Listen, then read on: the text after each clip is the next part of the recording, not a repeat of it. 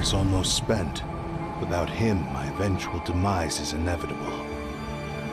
But if I abandon the future to give everything I have in this moment, my physical form can be forged anew. Everything? You mean... Yes. The cost is my entire consciousness.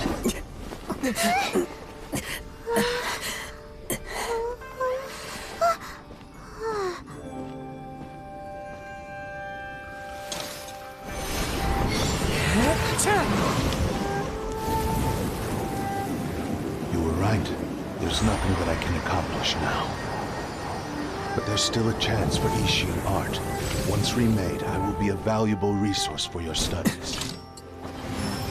Isshin lives on, and its finest hour is yet to come. Even if I am not the one to prove its might to the Shogun, as long as it is an Isshin blade, crafted by Kaedehara hands, it will still fulfill his final wish.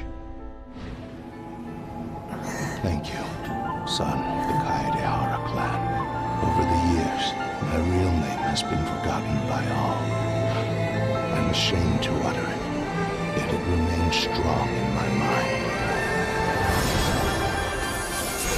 Kagotsurube Isshin. This name is now yours to keep. Rest in peace.